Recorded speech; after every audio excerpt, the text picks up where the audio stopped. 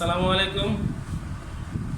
আমি আবারও তোমাদের সামনে আরেকটি গুরুত্বপূর্ণ গণিত ক্লাস নিয়ে দশম শ্রেণীর জন্য হাজির হয়েছি। তো ক্লাস করার আগে আমি একটি মিনিট কিছু বিষয় বলতে চাই। তোমরা হয়তো অনলাইন ক্লাসে অভ্যস্ত না, আমরা অনলাইন ক্লাস করায়ও অভ্যস্ত। যে বিষয়টা হচ্ছে, যেহেতু পরিস্থিতিটা হচ্ছে সারা দেশব্যাপী খারাপ, পড়াশোনা চালিয়ে যাওয়ার জন্য আমাদের এই ভিডিওগুলো আপলোড করতে হচ্ছে। দুই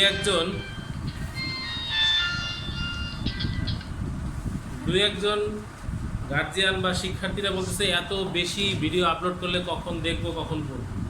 কিন্তু বিষয়টা হচ্ছে যে সামনে আরও বন্ধ আসতে পারে, পড়াশোনা আবার দীর্ঘমেয়াদী বন্ধ হয়ে যেতে পারে, অথবা লম্বা সময়ের জন্য আমাদের সঙ্গে যোগাযোগ নাও থাকতে পারে। ঈদের বন্ধ আছে সামনে, তো ওই সময়গুলোতে তোমরা যেন পড়াশোনাটা চালিয়ে যেতে পারো, এই জন্য নিয়মিত বেশ কয়েকটি করে ভিডিও আমরা আপলোড করতেছি, যাতে করে প্রায় সবগুলো সাবজেক্টেরই এবং সব ধরনের অধ্যায় সম্পর্কে তোমার আইডিয়া থাকে, যাতে ভবিষ্যতে এসএসসি পরীক্ষা যেদিনই হোক, যে মাসেই হোক, তোমাদের প্রস্তুতি যেন ভালো হয়। তো এখন আমি আর কথা বাড়াবো না, আমাদের আজকের পরবর্তী অধ্যায় হচ্ছে অধ্যায় 11, দশম শ্রেণী গণিত, অনুপাত সমানুপাত। তো তোমাদের পরীক্ষার প্রস্তুতি উপলক্ষে আমাদের বিদ্যালয় থেকে, ঢাকা কটন আদর্শ উচ্চ বিদ্যালয় থেকে তোমাদের জন্য যে সংক্ষিপ্ত আকারে প্রস্তুতি নেওয়ার জন্য, অর্থাৎ প্রি টেস্ট পরীক্ষার জন্য যে প্রস্তুতির সাজেশন দেওয়া হয়েছিল, তার থেকেই আমি তোমাদের কিছু সমস্যার সমাধান করে দেখাবো। তো এখন আসো তোমরা আমার সাথে প্রশ্নটি লেখো এবং সমাধান করো। আমি প্রশ্ন নম্বর দিয়ে দিচ্ছি, যাদের কাছে শিট নেই তারা ভিডিও দেখে প্রশ্নটি খাতায় লিখে নেবে।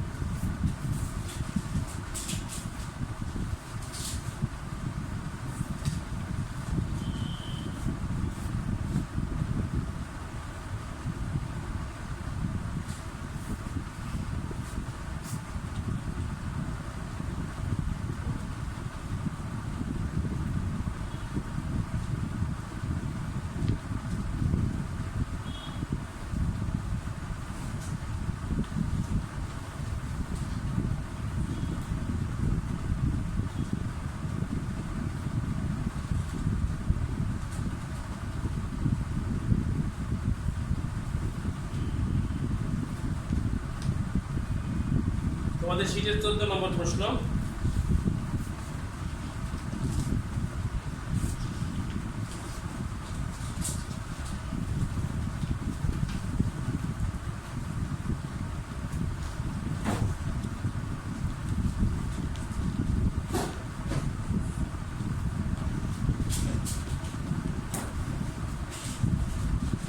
ABCD ক্রমিক সমানুপাতি এবং p² - p/x + 1 = 0 for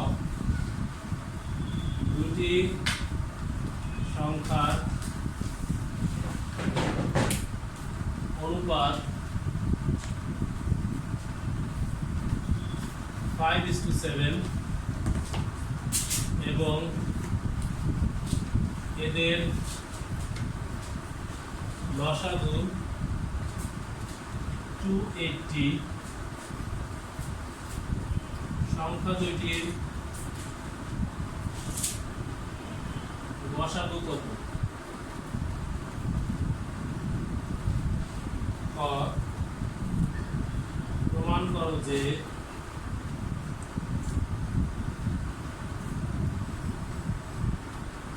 a² + b² + c² b² + c² + d² ab + bc + cd হোল²। গ, দেখাও যে e = √1 + x plus √1 - x 1 + x minus √1 - x। এই সমস্যাটি সমাধানের জন্য তোমাদের ক্রমিক সমানুপাতি শব্দটির সাথে জানার পরিচয় থাকতে হবে এবং যোজন বিয়োজন সম্পর্কে জানতে হবে। তো ক্রমিক সমানুপাতি হচ্ছে চারটি এখানে চারটি রাশি লেখা আছে, সমানুপাত অনুপাত, ক্রমিক সমানুপাত, এই শব্দগুলোর সাথে আমাদের ক্রমিক সমানুপাত হচ্ছে যদি মনে করো এ বি সি তিনটি রাশি হয়, তাদেরকে যদি আমরা সমানুপাত বলি তাহলে বলতে হবে এ এর সাথে বি এর অনুপাত যা ফলাফল হবে, বি এর সাথে সি এরও সেই অনুপাতের ফলাফলটি একই হবে। একইভাবে যদি আমরা চারটি রাশিকে ক্রমিক সমানুপাতি বলি, সেক্ষেত্রেও আমরা বলবো এ ও বি এর ভাগফল যা হবে অর্থাৎ অনুপাত যা হবে, বি ও সি এর অনুপাতও তাই হবে, সি ও ডি এর অনুপাতও তাই হবে। এইভাবে ক্রমিক সমানুপাতটি প্রকাশ করতে হয়। আমরা সমস্যার ভিতরে আমরা সমাধান করে দেখাবো। তো ক নম্বর প্রশ্নে আমরা চলে যাই। সংখ্যা দুইটির অনুপাত দেওয়া আছে 5:7। আমরা লিখব দেওয়া আছে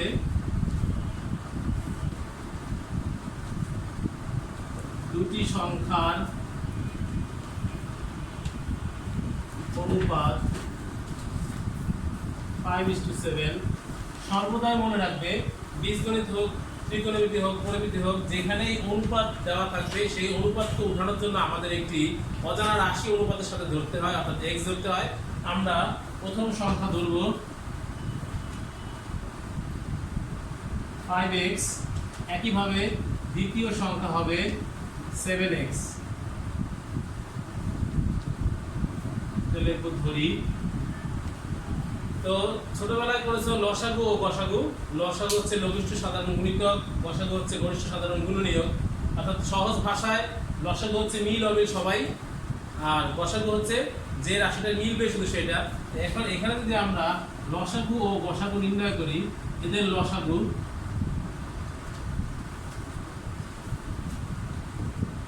5 × 7 × x, that is 35x। মিল অমিল সবাইকে নিলাম, এখান থেকে x রাশিটা মিলছে, 5 ও 7 মিলে নাই, ও দ্বিতীয় চলে আসবে 35x। এবং গসাগু অনলি x মিলে, তাই শুধু x। প্রশ্নে একটা মান দেওয়া আছে, এদের লসাগু 280। তোমাদের শীটে একটু ভুল আছে, প্রিন্টিং মিস্টেক আছে, এখানে 240 চলে আসছে, বাংলা ভাষায় সাধারণ গণিত সংখ্যায় চলে আসছে, এই জন্য এটা হবে 280। শীটটা খেয়াল রাখবো সবাই। প্রশ্ন মতে 35 লসাগু হচ্ছে 35x, এই লসাগুর মান হচ্ছে 280। এখান থেকে আমরা x এর মান পাবো 280 / 35। ক্যালকুলেটরে ভাগ করে দেখো, 280 / 35, অ্যান্সার চলে আসবে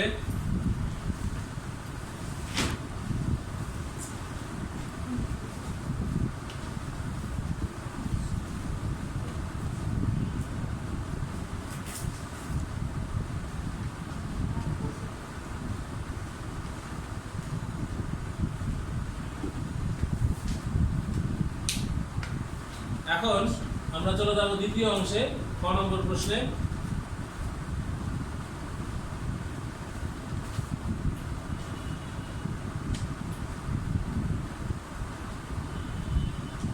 যাদের বুঝতে সমস্যা হয় তারা ভিডিওটি বারবার রিপিট করে দেখবে, ইনশাআল্লাহ ক্লিয়ার ভাবে বুঝতে পারবে।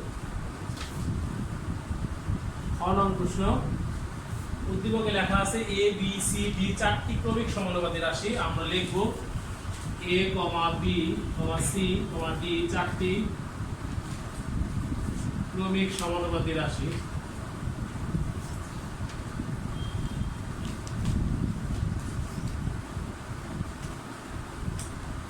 এই ক্ষেত্রে আমরা বলেছি a অনুপাত b সমান b অনুপাত c সমান c অনুপাত d।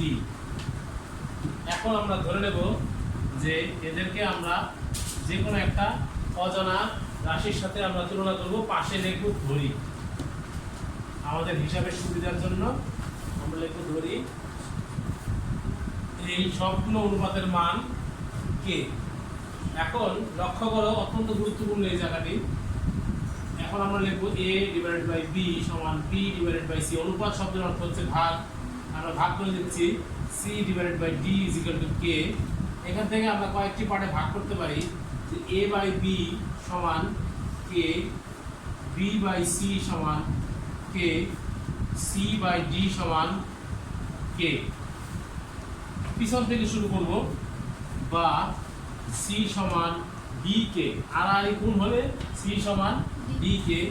এইখানে আবার চলে আসবে b সমান ck, খেয়াল করো সি এর একটি মান তোমরা নির্ণয় করেছো ডি কে, এখানে চলে আসবে সি এর মান ডি কে, পাশে আছে আরো একটি কে, টোটাল দাঁড়ালো ডি কে স্কয়ার। একইভাবে এ সমান ডি কে, দেখো এখানে বি এর মান নির্ণয় করেছো ডি কে স্কয়ার, এই ডি কে স্কয়ারটি এখানে চলে আসবে ডি কে স্কয়ার, পাশে আছে আরো একটি K, that is D K cube. এখানে আমরা এ বি সি সকলের মান পেলাম। এখন আমরা লেফট সাইডে এই মানগুলো বসাবো, একইভাবে রাইট সাইডে মানগুলো বসাবো, তাতেই আমাদের প্রমাণটি হয়ে যাবে।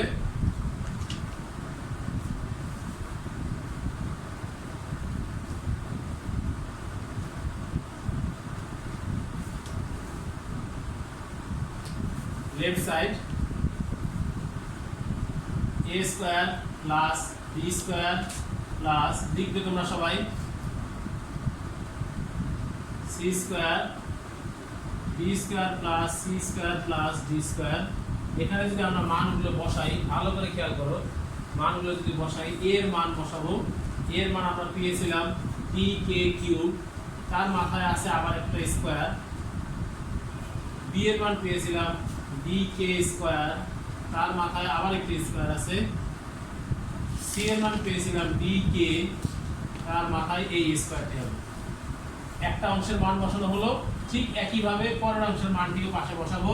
বি এর মান ডি কে স্কয়ার, মাথায় হোল স্কয়ার, সি এর মান ডি কে, মাথায় হোল স্কয়ার, ডি এর মান কোনো মান নেই, ডি স্কয়ারই থাকবে।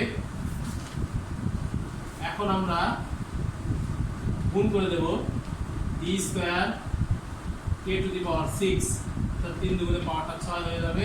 এইখানে হবে ডি স্কয়ার কে পাওয়ার 4, ডি স্কয়ার কে স্কয়ার। একইভাবে এই পাশে হবে D square K to the power 4, D square K square, পাশে আছে ডি স্কয়ার। তোমাদের এখন কমন নিতে হবে, এই রাশি থেকেও কমন নিতে হবে, এই রাশি থেকেও কমন নিতে হবে। কমন কোনটা নিবে মনে রাখার সুবিধার জন্য সব সময় মনে রাখবে ব্র্যাকেটের মধ্যে অবস্থিত সবচেয়ে ছোট রাশিটা কমন যাবে, সবচেয়ে ছোট রাশিটি কমন যাবে। তো ডি কে স্কয়ারটি কমন, ডি স্কয়ার কে স্কয়ার কমন যাবে এখান থেকে। তো এখান থেকে দুইটা ডি কমে যাবে, দুইটা কে কমে যাবে, বাকি থাকবে কে টু দি পাওয়ার 4। এখান থেকে কমে গেলে হবে কে স্কয়ার, এখান থেকে কমলে হবে 1, কারণ এই ডি স্কয়ার কে স্কয়ার কমন চলে গেছে। একইভাবে এখান থেকে কমন যাবে শুধু ডি স্কয়ার, বাকি থাকে ডি স্কয়ার চলে গেলে কি K to the power 4 K square plus 1। এখন এখানে দুটি একই রকম রাশি পাওয়া গেছে, এই দুটি রাশি যেহেতু একই রকম, আমরা গুণ করে এর পরিবর্তে একটি রাশি লিখে হোল স্কয়ার দিতে পারি। হোল স্কয়ার যেহেতু গুণফল হোল স্কয়ার, পাশে আছে ডি স্কয়ার, এই ডি স্কয়ার গুণ করলে হবে ডি টু দি পাওয়ার 4, এখানে আছে কে স্কয়ার। আমাদের লেফট সাইডের মানটি হয়ে গেল, লেফট সাইডের মানটি আমরা পেলাম। একইভাবে রাইট সাইডের মানটি করব, রাইট সাইডের মান করলে একই মান চলে আসবে। আমি রাইট সাইড থেকে তোমাদেরকে করে দেখাচ্ছি।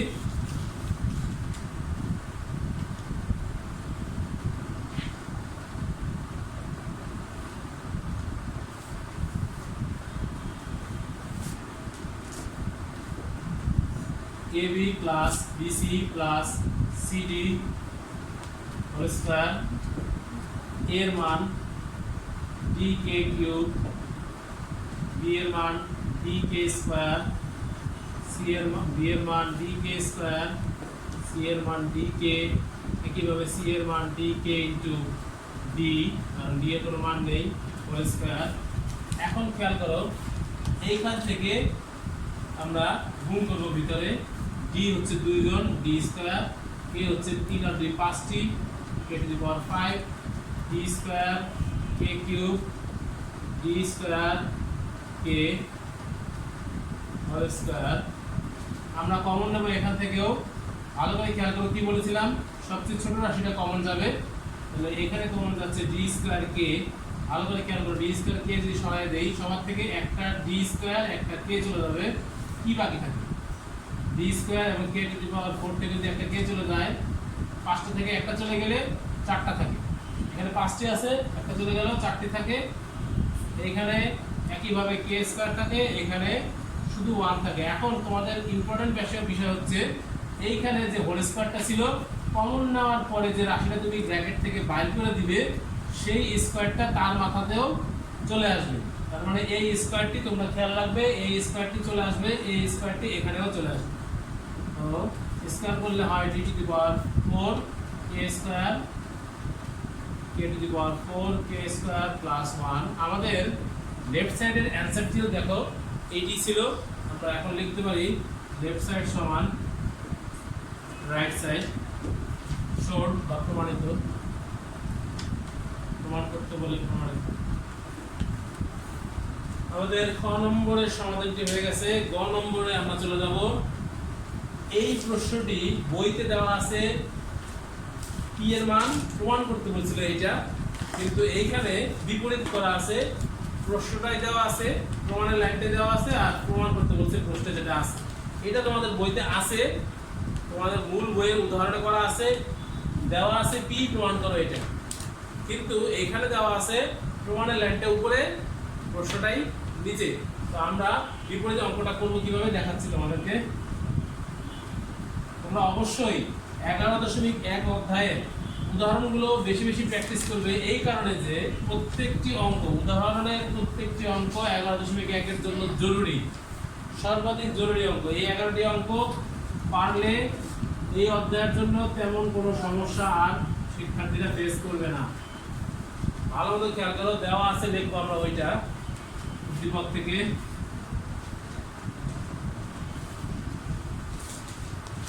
p square minus 2p divided by x plus 1 is equal to 0।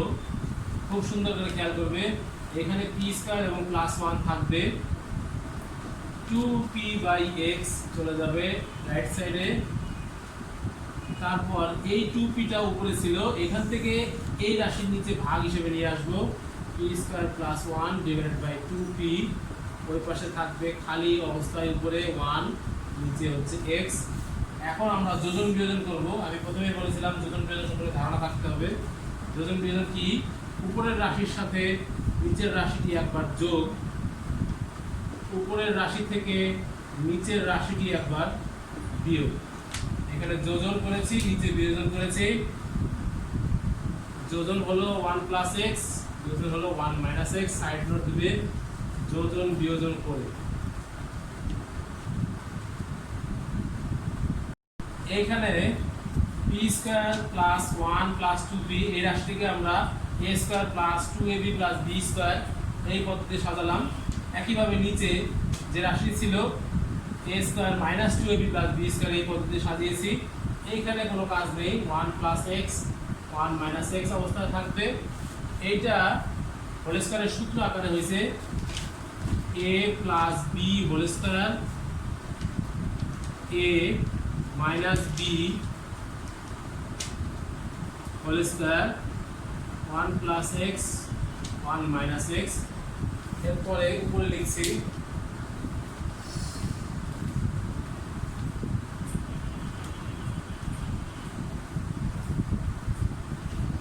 দেখো এই পাশে p প্লাস 1 বাই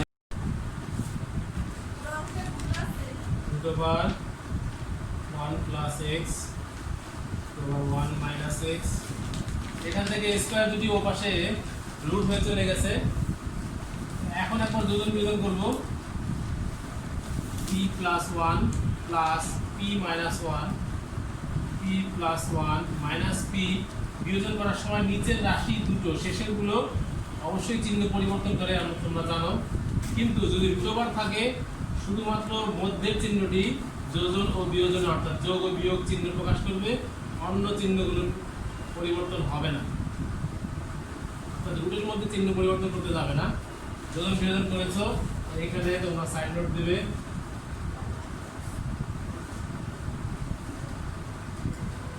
সব শেষ লাইন অঙ্কের p দুটো কাটা, মাইনাস 1 দুটো কাটা, 2p ডিভাইডেড বাই 2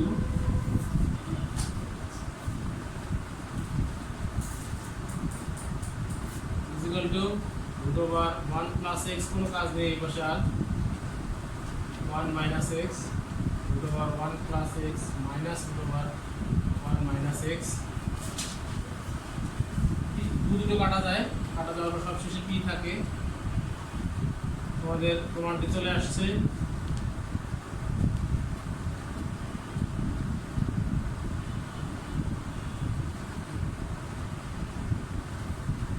প্রিয় শিক্ষার্থীরা, তোমরা এই অধ্যায়টিকে অত্যন্ত গুরুত্ব সহকারে প্র্যাকটিস করবে।